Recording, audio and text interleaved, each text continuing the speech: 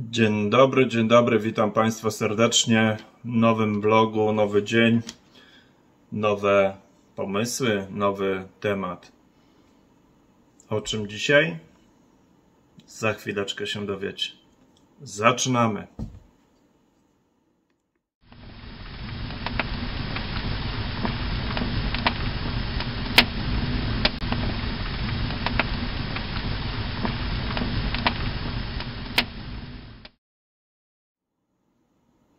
Moi drodzy, dzisiaj porozmawiamy, właściwie dzisiaj opowiem krótko, przedstawię krótko temat pożarów lasów w Kanadzie. A myślę, że warto o tym mówić, ponieważ w zeszłym roku, na przełomie maja i lipca tylko i wyłącznie na przełomie maja i lipca w Kanadzie wywołano 6400 pożarów. 6400 pożarów. Tak. We wszystkich tych pożarach Kanada, czyli ogień strawił ponad 200 000 hektarów, 18 milionów hektarów lasów spłonęło. 18 milionów hektarów lasów zostało spalone przez, no nie będę mówił przez kogo, zostało spalone. Między innymi ewakuowano 200 000 osób. 200 000 osób z terenów objętych pożarami. Tak zwanych terenów objętych pożarami. I co daje do myślenia, co dziwne, może nie dziwne dla nas, dla innych jest to normalne. Większość z tych lasów to były lasy tereny należące do tak zwanych First Nation, czyli do rodowitych mieszkańców Kanady. Dla przykładu, tylko w prowincji Quebec, tylko w prowincji Quebec, to jest jedna z prowincji francuskojęzyczna, spłonęło 5 milionów hektarów lasu. 5 milionów hektarów lasu tylko w jednej prowincji. Większość to były lasy, tereny właściwie, bo to nie tylko lasy. To były tereny należące do Indian Cree, do rodziny Cree. To są właśnie rodziny, które tam od początku swoich dziejów używały właśnie te tereny jako tereny łowieckie, jako tereny do pozyskiwania dóbr dla siebie, czyli tam zwierzyny, różnych celów, tak, nawet i oni żyją na zasadzie takiego koczowniczego trybu życia, czyli przemieszczają się z obozu do obozu. Zakładają obóz w jednym miejscu, wiedzą w których miejscach te obozy zakładać, w jakiej porze roku, w jakich latach itd. I oni się tak przemieszczają z obozu do obozu, żyjąc sobie na tych ich właśnie terenach. I właśnie w 2023 roku ta rodzina, między innymi, czyli tam ród Cree, można w ten sposób powiedzieć, straciła dużą część właśnie tych swoich terenów łowieckich, terenów przestrzeni życiowej. I teraz powinniśmy sobie zadać pytanie, dlaczego się tak stało. Akurat w tych miejscach, dlaczego się właśnie w ogóle wybuchły te pożary. To samo pytanie należałoby zadać sobie, jeśli chodzi o pożary, które wybuchły w innych częściach czy Kanady, czy też świata, bo wiemy, co się stało z jedną z wysp pod amerykańskim, w jaki sposób wykurzono stamtąd rdzennych właśnie mieszkańców tej wyspy. Nie będę tutaj wymawiał nazwy, ale myślę, że każdy z Was słyszał, co się właśnie działo też również w zeszłym roku. Także ta metodyka tych ludzi, którzy w ten sposób to tutaj nam serwują, jest bardzo, bardzo podobna.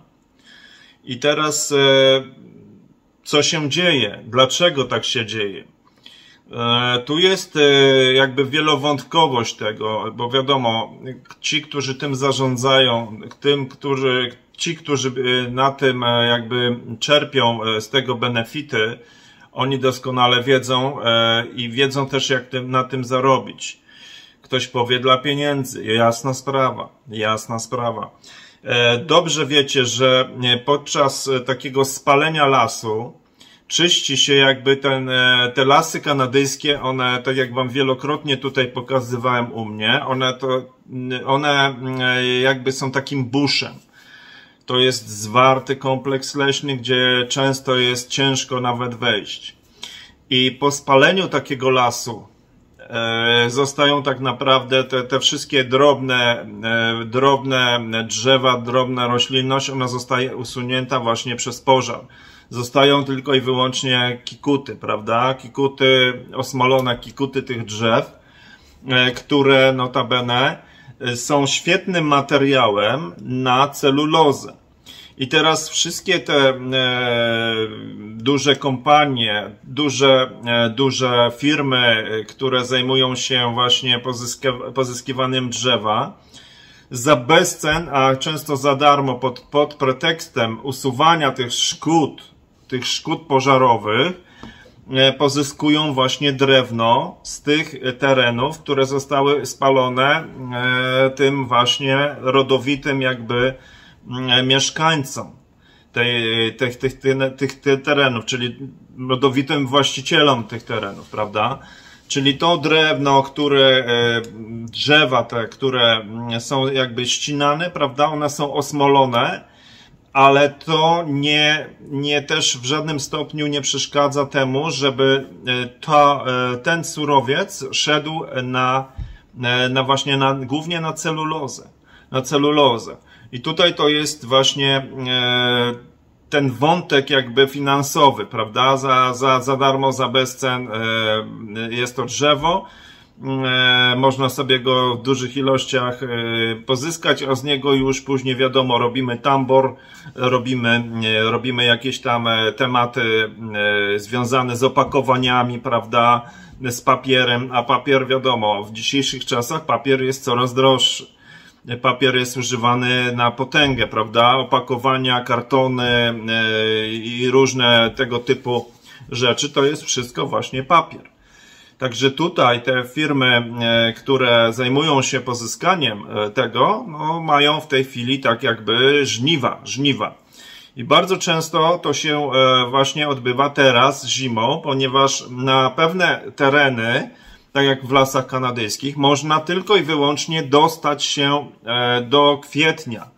Później po kwietniu ze względu na roztopy ten dostęp do tych terenów jest już znacznie utrudniony. Niektóre regiony tak, można tam ciąć cały rok, jakby, prawda, czyścić te tereny i tak dalej, ale niektóre tereny, one są tylko i wyłącznie dostępne dla maszyn, dla ciężkich maszyn, tylko i wyłącznie do kwietnia, maksymalnie maja, prawda? I w tym czasie te firmy starają się jakby pozyskać maksymalną ilość tego surowca. I teraz nawiązując tu do tego, co wcześniej powiedziałem, do tych pożarów na Hawajach, miałem nie mówić, no ale powiedzmy, że na tę wyspę na Hawajach, prawda? Te pożary mniej więcej wybuchały w tym samym czasie i miały podobną jakby metodykę tego działania, z tym, że tam jeszcze dodatkowo no tutaj również te tereny są stosunkowo w Kanadzie mało zaludnione, ale zdarzają się jakieś osady, obozy bardziej tych właśnie ludzi, którzy właśnie koczują, mieszkają, urzędują właśnie na takich terenach typowo objętych właśnie tymi działaniami związanymi z pożarem, prawda? I tutaj stąd wzięło się między innymi to, co wcześniej powiedziałem, ewakuacja tych 200 000 ludzi, czyli wysiedlenia tych 200 000 ludzi, przesiedlenia, wysiedlenia, przymusowe relokacje, przymusowe ewakuacje właśnie z tych właśnie miejsc objętych tą klęską pożarową. Wiadomo, taki pożar, on za sobą niesie jeszcze wiele innych jakby szkód, prawda? Pierwsze, wiadomo, tracimy drzewostan. Jeżeli tracimy drzewostan, tracimy również wszystko, co jest związane z fauną i florą, tak, na danym terenie.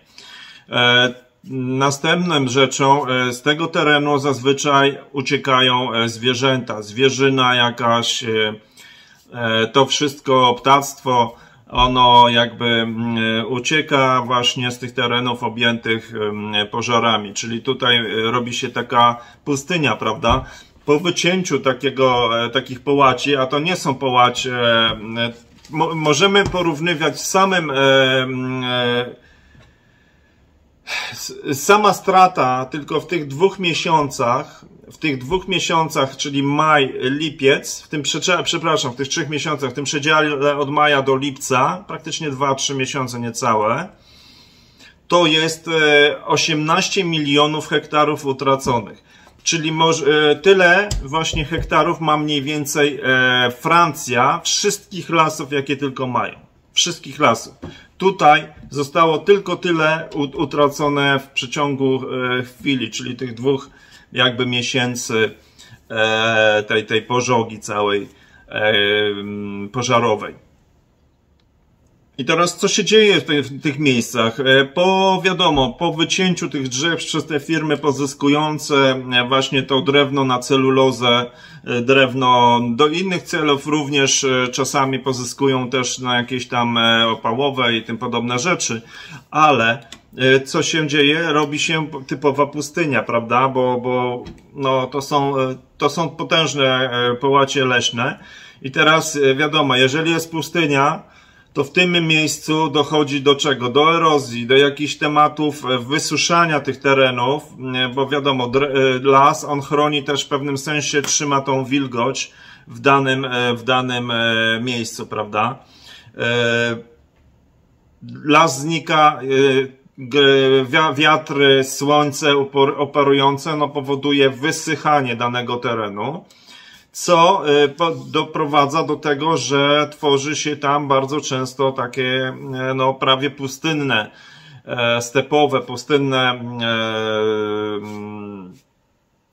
krajobraz pustynny, prawda?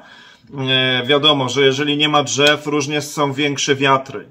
Te wiatry również, one są bardziej destrukcyjne później dla dalszych jakichś drzewostanów, które gdzieś się dalej znajdują, czyli ten wiatr jakby ma możliwość większego rozpędzenia się, osiągnięcia większych szybkości na danym terenie, no bo wiadomo, pustkowie, pustynia, hula wiatr, prawda? Niszczy kolejne później jakby połacie leśne.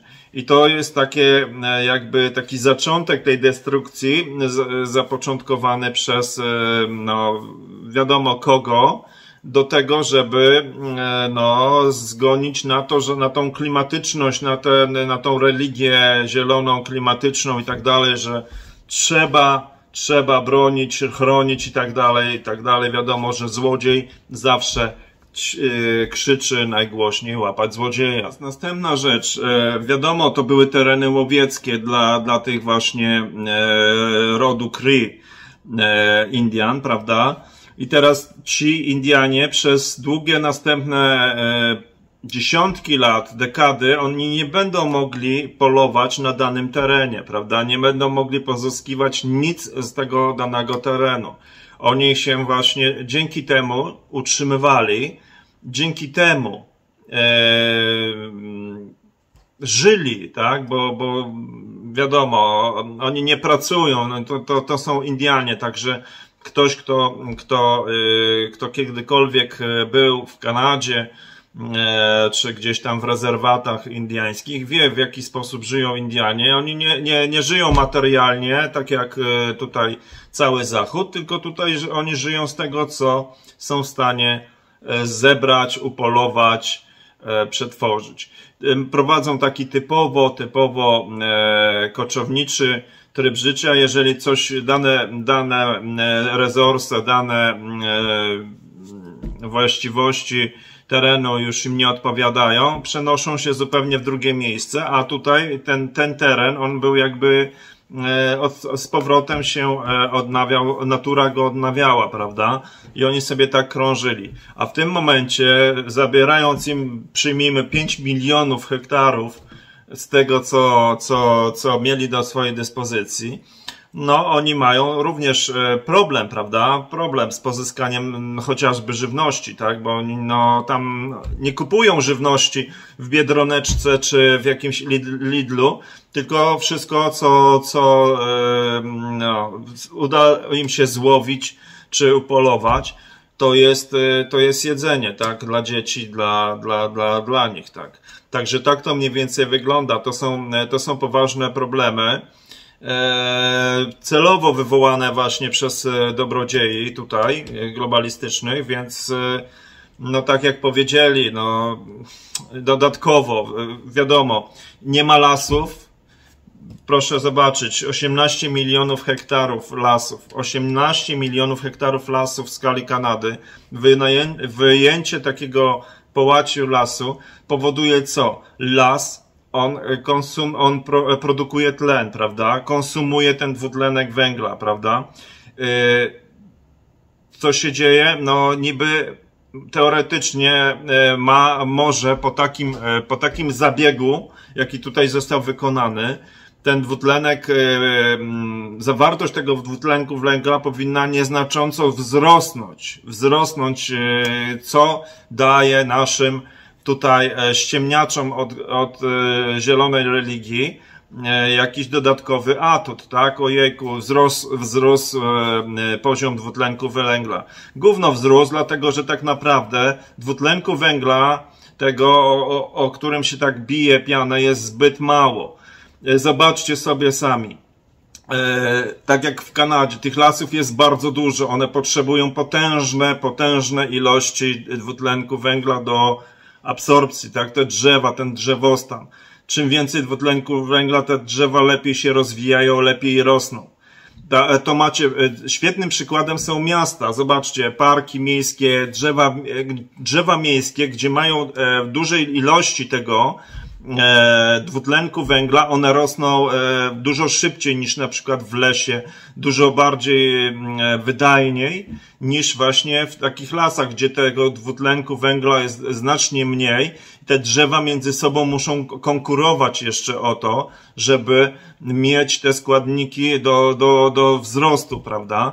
Także to jest zupełnie odwrotnie to, co wam na co dzień tłoczy się do głowy, ta propaganda, zielone agendy i tym podobne pierdoły. Także wystarczy zobaczyć, wyjrzeć za okno, tak? W mieście, a w lesie. Te drzewa zupełnie w innych warunkach rosną. Także tu też jest jakby wiadomo, patrzcie, robi się to ze względu, oczywiście pożary wybuchają ze względu, żeby nie było wątpliwości, tylko i wyłącznie ze względów na ocieplenie klimatu.